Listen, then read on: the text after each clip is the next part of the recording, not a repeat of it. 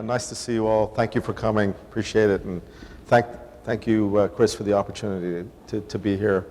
I want to talk a little bit about one of my latest ventures, a company called Xergy, Inc. We're based in Seaford, in the industrial park, and we're about 3 years old. And I really wouldn't be here if I didn't have some ideas 3 years ago in the middle of this economic downturn, trying to figure out what to do. And a year later, after generating the ideas, we were fortunate enough as a company to win the GE Eco-Imagination Award, which gave us about $100,000 of seed money that ended up really building the company to where it's at today. So the gestation of the idea really was that as a teenager, I worked in a refrigeration company. My dad's cousin owned one of the largest refrigerator companies in Iran at the time. I was 14, I spent the summer there, and I always had this idea that I would eventually go back there and work in refrigeration. It didn't happen, there was a revolution, in the middle of all that. But I went to school, I studied electrochemistry, started a PhD in that program. I was Gore's head of their fuel cell business. I worked in Teledyne Energy Systems, ran their energy systems business. And I realized through this whole career that there was electrochemistry being done to produce products.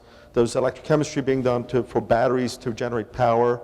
But one of the interesting attributes of electrochemical processes is that you can actually compress gases with it. You can actually pressurize gases using electrochemistry. So we decided to develop a company that was focused on using that attribute of electrochemical compression. So that's really the mission of Xergy, is to develop products using electrochemical compression as a technique. And we filed a patent in 2009, and we started visiting some prospective partners with ideas. And just to kind of frame this as a green technology, which is what it is, refrigeration, air conditioning, compressors consume something like 30% of your household energy requirements. And the world is 15 terawatts of electricity produced. 5 terawatts of that, about a third of that, is consumed by compressors. So if you improve efficiency by 20%, that's 1 terawatt. You could eliminate all the nuclear power plants in the world, or you could eliminate all the coal-powered power plants in the world. The reality of this is that there isn't a technology out there that can have a bigger environmental impact than the technology that we're developing at Xergy. And it's pretty exciting, from being here in Sussex County to be involved in this kind of world-leading technology. And we also have been able to do refrigeration without CFCs, without these refrigerants that they're Freon. We use environmentally sustainable refrigerants. So we're looking also at eliminating Freon as a refrigerant. And because our product is solid state and there's no motors, we're also looking at eliminating motors as an element, which I don't know if you know, but a lot of the magnets and motors that are used out there use strategic materials that come from China. And so by eliminating motors and compressors, we'll also have a positive environmental, but also economic, political, strategic impact on the U.S. economy by doing that. So it's really very exciting technology. These are some of the applications: window ACs, refrigerators, cooling electronics, automotive AC systems. And I included this hybrid hot water system on the far right, which is our first product line that basically will have our refrigeration systems in it, our compressors in it. We're working with GE on these hybrid hot water systems. You may not know this, but your hot water heater is the second most energy intensive unit in your home after your compressors, after your HVAC units outside. These hybrid hot water systems save about 60% of the energy required to produce hot water. With our unit, they'll be even more efficient, and even though they'll cost more, you'll be able to pay back the energy, the cost, in a year and a half using one of our systems in the hybrid hot water heaters. These are the demo units that we've built. We unveiled the demonstration unit at the ARPA Energy Summit last year with Chris Coons, our senator, was there, and he saw our units. And this is a mock-up of what the unit might look like. It'll still be in the black shell in the back of a refrigerator, except it'll be kind of stuck in there and safe. We're very happy that we got this kind of lift from GE back in 2010. We were a DOE ARPA finalist in 2011. We were one of the finalists in the Clean Tech Award actually last year, and this year we're a semi-finalist, and we're looking at going to the next stage of that competition in the next 3 months. One thing that I'm very happy about is that we took an old site in Georgetown where there was a lot of gasoline and damage to the soil. We not only built our company there, but we remediated all that soil and cleaned up that whole site and kind of made some contributions to our local environmental cleanup with where we set up our lab, our original lab. We're up to 14 patent cases right now. We've built and demonstrated our first unit. We have a phase 1 engagement with both GE and Panasonic in Japan, and we're going towards sort of a phase 2 pre-commercialization effort with both of them. There's other major companies that we're working with too, Siemens, Johnson Controls, Unilever. You may not know this, but in some countries they're looking at banning ice cream because it has such a large carbon footprint. And Unilever owns Ben & Jerry's. They own almost every brand of ice cream that's out there in your refrigerator. Unilever owns, yeah. Yeah, it's a big deal, and they're looking at technology like ours to help them basically stay in business. And we won a DOE SBIR award. We're in the middle of that. We're on track, and we're looking at going to phase 2 hopefully in the next 3 to 4 months. So it's very exciting times for us, and we're happy to be part of the community here in Sussex County and to help in any way that we can promote entrepreneurship in this area. It really, it's a great privilege. Love being here and being so close to the beach. Yeah. All right, thank you. Thank you. Questions for Bamdad? One of the questions that I had was, how did you mentioned several companies and then you mentioned GE, of course. How do you even go about starting to have that relationship with them? Well, with GE it was easy because we won the GE Co-Imagination Award. And, but that was a very difficult, tedious task. There was several rounds of interviews and due diligence that they did. It was a global competition, and as we went from one round to another round, and they did their evaluations, it was just purely on the merit of the technology. Now, with these other companies, Panasonic approached us through an intermediary, a technology scout out of Cleveland called 9 Sigma. And they were looking at all the leading refrigeration technologies that were out there, and they wanted to review what we had versus other technologies. And then they made a recommendation to Panasonic, and then Panasonic contacted us after that. I was in industrial sales at Gore, and I'm not bashful about just picking up the phone and calling people. And so I mean, you know, I picked up the phone and called people in Siemens in Germany, and I said, you know, we have something you need to look at, and you know, I mean, people are a lot more approachable than you might imagine they are, and if you have something, a story to tell, and if you're persistent, because the key there is you won't get that person on that first call, so you have to keep pushing and pushing and pushing until you get to the person. So if you really believe in what you're doing, and if you just stick with it, you'll eventually find the right person in the company to work with you. So, but you know, these big companies have a lot of technology scouts. They have people out there looking for things that they can integrate into their products to solve their problems. So in many cases, they just somehow came across our website and then called us and wanted to know more about what we're doing. It really helps after those initial contacts to have face-to-face meetings. So if they're in the UK, like Unilever was, I got on a plane and just sat in their office and said, this is what we have. You know, with the Japanese, same thing. You know, even though Panasonic was interested, you know, I went out to Japan and you know, did a presentation, explained to them what we're doing. So that's how we've been able to sustain interest in our business, in our technology. The key there is you have to believe in your technology first, so you really need to make sure that you have something that's worth taking somebody else's time with. So you don't want to do that too early. You want to do that as you build confidence and as you understand what it is that exactly, and be able to provide a value proposition. You know, why is it that your product is better? Why is it that your technology is better? And if you can't say that very clearly, you know, they'll laugh at you. I mean, they'll throw you out. And that's happened to me. You know, I've met people and they didn't get it, or I didn't explain it well enough. So you have to You have to be very clear about what it is that you're providing and why they should be interested in it. Yeah. Any questions or thoughts for Bamdad? I find it very interesting. Thank you for sharing. What's the number of employees that you currently have, and with the expansion that you see yourself going, how much do you see it growing, and how long to take to the point that you're going to be describing?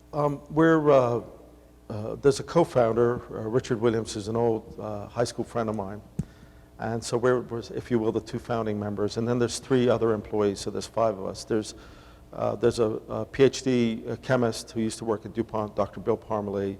There's a mechanical engineer, professional mechanical engineer, Steve Nogler. And then there's a technician that works in our labs. Now that's been enough to take us to this stage, you know, and get our prototype built and our demonstration units and to be able to tell our story. If we get to phase 2 of this DOE award, which we'll know later this year, but if it happens, it won't happen until April of next year, then we'll be looking at a significant increase in the number of employees, because we'll be setting up basically to produce commercial products, pre-commercial products, and we'll need many more people for that. So we could be looking at roughly triple the size of where we're at within about a year is what we're thinking. As a follow-on to that question, what kind of people, what skills would they need that you would want to hire? And what can we do, again, as a community to help grow your business? I think we'll be looking at people, if we were to employ another 10 people, let's say, I would say half of them roughly would be chemical engineers and mechanical engineers that can work with membranes and polymers and fluid mechanics and just things that are core to our development. And then the rest would be more sort of technician types, people that can run experiments in the lab and measure data off equipment and all that, which is where I think this community college would fit in very nicely. I mean, I could imagine a situation, not this year, but next year in May or June, trying to get 2 or 3 good graduates out of this place to help us, as far as our technicians in the lab. Yeah. Sir, questions?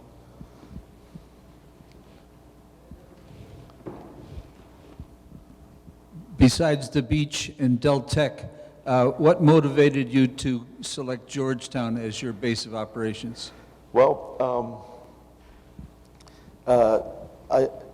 my background is that after leaving Teledyne, I had some real estate investments down here, and I came here basically. I was a real estate investor for about from 2001 to 2009, and then when the real estate debacle happened, I started looking at other ventures. Which is the reality of it, which is when this idea came up. But just very broadly, the reason I'm even around here is because I used to work at Gore and Teledyne, and which Teledyne's in Baltimore, Gore's based out of Newark, Delaware, and it happens that all the key components that go into our device, the membranes, the electrodes, are made by Delaware-based companies. DuPont's a leader in ion exchange membranes. They have a product called Nafion that we use. Gore's a leader, and they make a Gore Select membrane and electrodes for that. There's also a company in Middletown called Ion Power. And then pretty soon there's going to be a very large electrochemical fuel cell company called Bloom Energy based out of Newark. So it turns out that Delaware actually, as a state, not Georgetown per se, not our town, but Delaware as a state, has if you will, a strategic core critical mass in people that are involved in the whole area of electrochemistry and fuel cells, more so than I would say virtually every other state in the country. So that's why we're in Delaware. Georgetown is because while working up here in this area, I invested down here. But I love this area. I mean, I love going to Lewis, to Cape Henlopen, and to the beaches, and I can't think of a better environment for people to work in. And I don't understand why there aren't a lot more sort of high-tech companies around here, because people these days, if you have a if you're a quality scientist, you can basically pick where you want to work. And I can understand why a lot of people want to work in, in Palo Alto and Mountain View and, California and stuff, because it's really beautiful and the weather's great there. But Delaware, to me, is like the best kept secret. I mean, I think this place could easily be just as exciting, if not more, for high-tech companies to be in. So to whatever extent I can promote it, I want to be in this area. Now, having said all this, the bad news is that the VCs that we've talked to, the Kleiner Perkins and the Bright Capitals, whatever, and by the way, GE and Panasonic want to make a strategic investment in us, but the classical VCs that need to kind of spearhead any investment, they want us to be within 20 minutes of any airport. So they may push us into northern Delaware or push us towards Baltimore because they want to be able to get off a plane from wherever they fly in from, meet with us and go back and be with their kids before 5 or 6 p.m.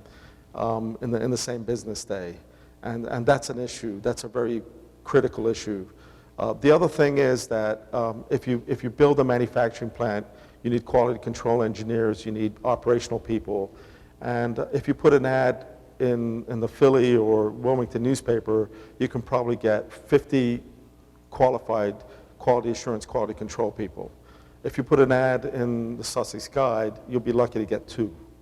So there's this whole dynamic of how do you build this company with the staffing and the talent that you need as you grow, which may force you into sort of a larger, bigger demographic, which may push us north also. So I don't know where it's going to end up, but so far I've really enjoyed being in this area, and to whatever extent I can push it and promote it, we're going to stay down here. It was very hard for us to find industrial space down here, and if we hadn't invested in another company locally as a sister company of ours, different business, we probably wouldn't have had the permitting to be able to do what we're doing down here. Would have been impossible, actually. To be basically moved out of Georgetown because we couldn't get the permitting there, and we're now in the Seaford Industrial Park, and that was a critical issue for us. Yeah. Sorry, the long answer for you. That's okay. Any other questions or comments for Bamdad? Bamdad, how can we help you? Just let's work together. Let's as we need people, let's generate that talent locally to whatever extent we can, so that we can grow locally and have the labor pool that's going to be really core for us to be able to grow. I can't imagine, really, at the end of the day, community college is all about promoting, developing, placing talent, and so we need to be able to find that when we hit sort of the right milestones for our company. So I'm looking forward to working with the college in that way. Great. Yeah. All right. Thank you. Do you have a question, Julie? Okay. Great. Thanks. Thank you.